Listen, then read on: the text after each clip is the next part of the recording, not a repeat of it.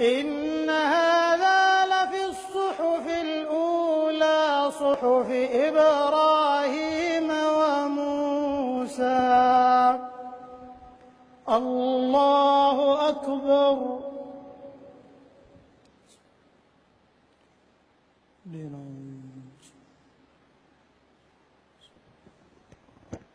سمع الله لمن حمده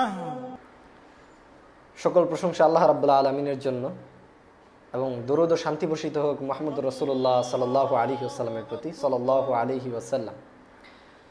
আজকের দার্সে খুব গুরুত্বপূর্ণ একটি বিষয় নিয়ে উপস্থিত হয়েছি, সেটি হলো যে সালাতের ভিতরে কিছু গুরুত্বপূর্ণ মাসআলা মাসাইল আছে।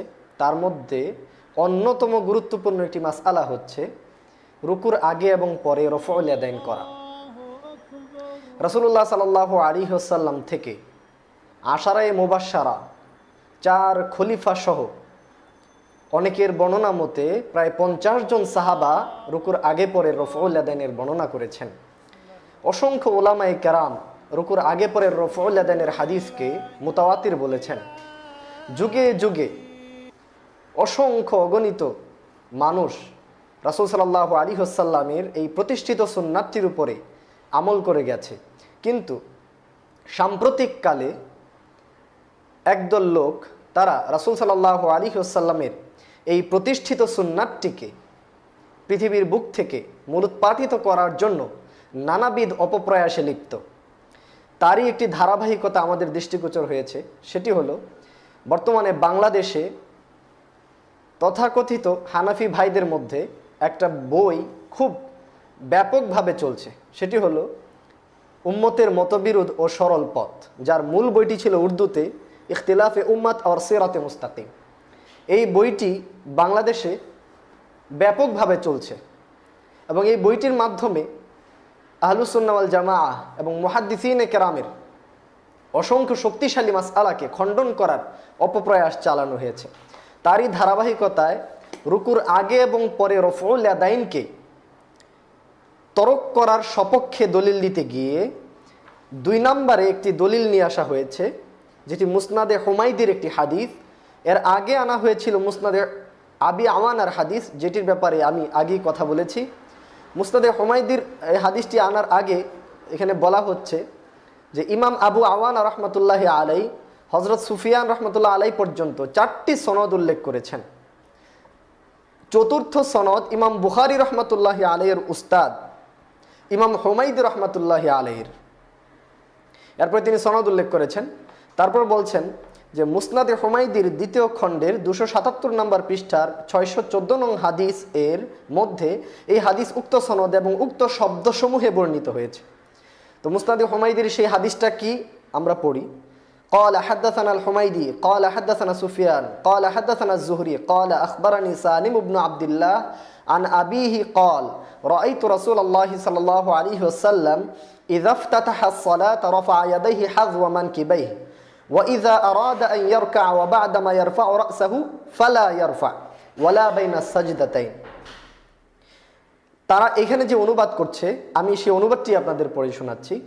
বলছেন, অর্থাৎ আমাদের নিকট হাদিস বর্ণনা করেন হুমাইদ রহমতুল্লাহ আলাই, তিনি সুফিয়ান রহমতুল্লাহ আলাই থেকে, তিনি ইমাম জুহরি রহমতুল্লাহ আলাই থেকে। তিনি বলেন, আমাকে হাদিস জানান হজরত সালিম বিন আবদুল্লাহ রাদিয়াল্লাহু তাআলা আনহু, তিনি স্বীয় পিতা হজরত আবদুল্লাহ বিন ওমর রাদিয়াল্লাহু তাআলা আনহু থেকে বর্ণনা করেন। তিনি বলেন, আমি রাসূলুল্লাহ সাল্লাল্লাহু আলাইহি ওয়াসাল্লামকে দেখেছি যে যখন তিনি নামাজ আরম্ভ করতেন তখন উভয় হাত কাঁধ পর্যন্ত উঠাতেন, আর যখন রুকু করতেন এবং রুকু থেকে মাথা মুবারক উঠাতেন তখন হাত দ্বয় উত্তোলন করতেন না। যখন রুকু করতেন এবং রুকু থেকে মাথা উঠাতেন তখন রফউল ইয়াদাইন করতেন না, আর না 2 সাজদার মধ্যস্থলে হাত দ্বয় উত্তোলন করতেন, 2 সাজদার মাঝখানেও হাত দ্বয় উত্তোলন করতেন না। এই হাদিসটি এখানে বর্ণনা করা হয়েছে এবং এই হাদিসটি যে সহিহ তার বিভিন্ন প্রমাণ এখানে দেওয়া হয়েছে। এই হাদিসটি নিয়ে আমরা যদি একটু সামনে যাই তাহলে দেখতে পাবো এই হাদিসের শব্দের মধ্যে এক ভয়ঙ্কর রকমের বিকৃতি এবং পরিবর্তন লক্ষ্য করা যায়। এই হাদিসে যেই শব্দগুলো এখানে বর্ণনা করা হয়েছে এটি মূলত মুসনাদে হুমাইদির দেওবন্দি হিন্দুস্তানি নুসখা থেকে নেওয়া, যেই নুসখার প্রবর্তক হলেন হাবিবুর রহমান আজমি হিন্দুস্তানি দেওবন্দি। তিনি 1324 হিজরিতে এই নুসখাটি প্রকাশ করেন। আর এই নুসখাটি রচনা করতে গিয়ে তিনি দুটি নুসখার সাহায্য নিয়েছেন। একটি হচ্ছে নুসখায়ে সাঈদিয়া আর দ্বিতীয়টি হচ্ছে নুসখায়ে ওসমানিয়া। নুসখায়ে সাঈদিয়ার প্রকাশকাল 1311 হিজরি এবং নুসখায়ে ওসমানিয়ার প্রকাশকাল 1159 হিজরির কিছু আগে, অর্থাৎ 1100 হিজরির পরে। অথচ মুসনাদে হুমায়দির প্রাচীনতম যে নুসখাগুলো আছে তার মধ্যে নুসখায়ে যাহিরিয়া, যেটি 689 হিজরিতে প্রকাশ পেয়েছিল, তাছাড়াও আরব কান্ট্রিতে যেসব নুসখা প্রচলিত আছে, শামে যেসব নুসখা প্রচলিত আছে, এই সবগুলো নুসখা যদি আমরা একত্রিত করি তাহলে দেখতে পাই যে ও সকল নুসখাগুলোতে এই হাদিসে রুকুর আগে পরে রফউল আদানের সপক্ষে হাদিস বর্ণনা করা হয়েছে। এখানে শব্দকে কিঞ্চিত পরিবর্তনের মাধ্যমে এটাকে রফউল আদানের বিরুদ্ধে নিয়ে যাওয়া হয়েছে। আমরা এই হাদিসের শব্দগুলা পাই দেওবন্দি নুসখা থেকে, যেই নুসখার বর্ণিত হাদিস আমরা এখন পড়লাম। একইভাবে এখানে বর্ণনা আছে, আব্দুল্লাহ ইবনে ওমর রাদিয়াল্লাহু তাআলা বলছেন, রাআইতু রাসূলুল্লাহি সাল্লাল্লাহু আলাইহি ওয়াসাল্লাম ইযা ইফতাতাহা আস-সালাহ রাফা ইয়াদাইহি হাযওয়া মানকিবাইহি ওয়া ইযা আরাদা আন ইয়ারকা'a ওয়া বা'দা মা ইয়ারফা'ু রা'সাহু মিনার রুকু' ফালা ইয়ারফা'ু ওয়ালা বাইনা সাজদাতাইন। এখানে ফালা ইয়ারফা'ু রুকুর আগে এবং পরে, ফালা ইয়ারফা'ু আল্লাহর নবী হাত উঠাতেন না, ওয়ালা বাইনা সাজদাতাইন এবং দুই সাজদার মাঝখানে উঠাতেন না, এই কথার বর্ণনা আমরা দেখতে পেলাম।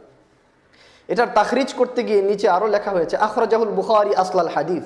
এই হাদিসের মূল বক্তব্য ইমাম বুখারী রাহমাতুল্লাহি আলাইহি তার সহিহুল বুখারীতে বর্ণনা করেছেন, অথচ সহিহুল বুখারীতে এই শব্দ নেই।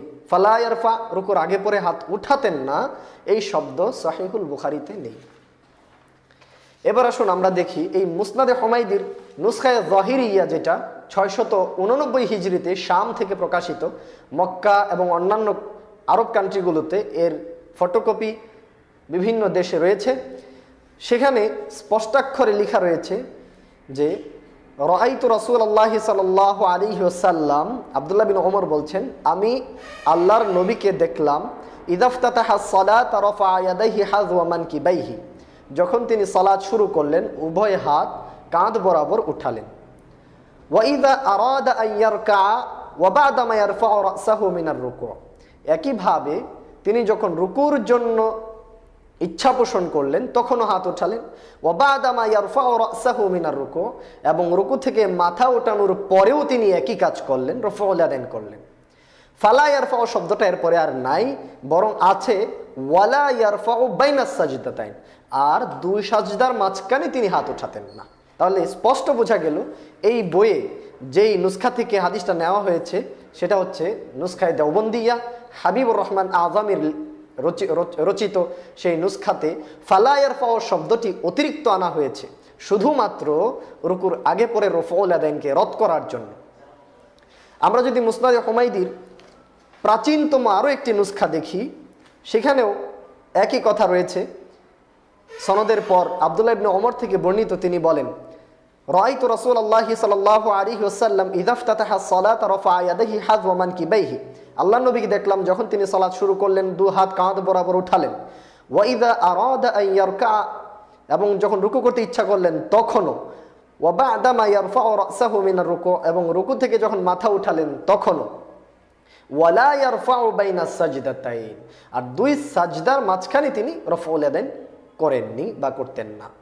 তাহলে এখানেও স্পষ্ট বুঝতে পারলাম এই হাদিস রফউল আদানের পক্ষের হাদিস, বিপক্ষের নয়। আরব কান্ট্রিতে আরেকটি নুসখা প্রচলিত আছে যেখানে আরো স্পষ্ট করে লেখা রয়েছে 626 নম্বর হাদিস আরবি নুসখার।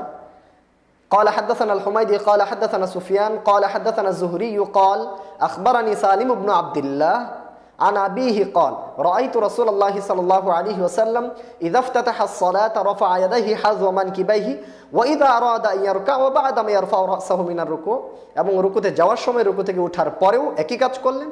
ওয়ালা ইয়ারফা'ু বাইনাস সাজদাতাইন, কিন্তু দুই সাজদার মাঝখানে তিনি হাত উঠাতেন না। এই কথাটি এখান থেকে প্রমাণিত।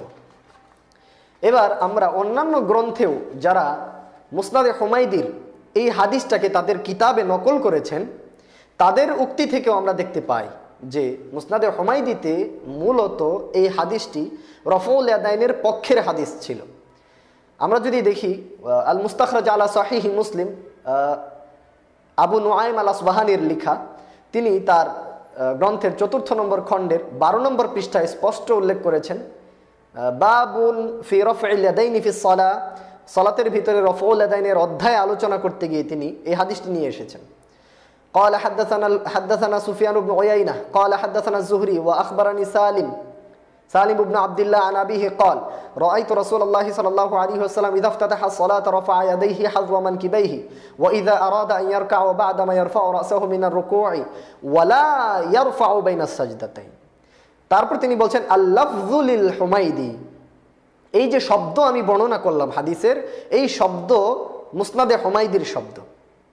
তাহলে এখান থেকেও স্পষ্ট বুঝতে পারলাম যে রুকুর আগে পরে ফালা ইয়ারফাউ এই শব্দটি এখানে মূলত উল্লেখ নেই।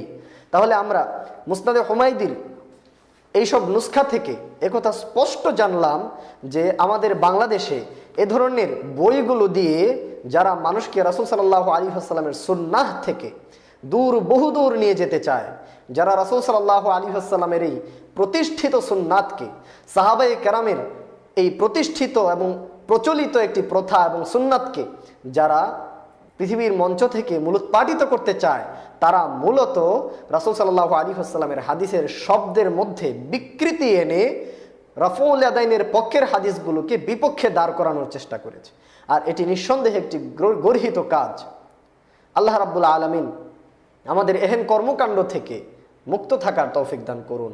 তবে আমি নম্রতার সাথে কথাটি বলতে চাই যে এই কিতাব যিনি লিখেছেন, হতে পারে তিনি এই হাদিসের মূল শব্দ কি এই সম্পর্কে জানতেন না, অথবা মূল পাণ্ডুলিপিতে হাবিবুর রহমান আজমি হিন্দুস্তানি দেওবন্দি তিনিও যে নুসখা রচনা করেছেন, হতে পারে তিনি নুসখা রচনার সময় ভুলক্রমে ওই হাদিস ঢুকিয়ে দিয়েছেন।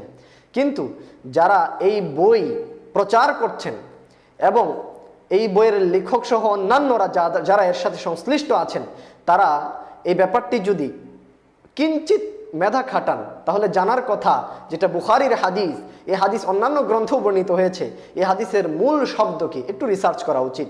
তো অতীতে যারা ভুল করেছে তারা ভুল করেছে, যদি অনিচ্ছাকৃত করে থাকে আল্লাহ রাব্বুল আলামিন তাদের ক্ষমা করে দিন। কিন্তু আমাদের উচিত এই ভুলকে শুধরিয়ে রফউল ইয়াদাইনের মতো প্রতিষ্ঠিত একটি সুন্নাতকে বাস্তবায়নের জন্য আপ্রাণ চেষ্টা করা এবং এটি নিয়ে সমাজে কোনো ফিতনা ফাসাদ সৃষ্টি না করা। আল্লাহ রাব্বুল আলামিন আমাদেরকে রুকুর আগে পড়ে রফউল ইয়াদাইন করে তার সুন্নাত, তার রাসূলের সুন্নাত পালনের মাধ্যমে তার সন্তুষ্টি অর্জনের তৌফিক দান করুন। ওয়া আখিরু দাওয়ানা আনিল হামদুলিল্লাহি রাব্বিল আলামিন।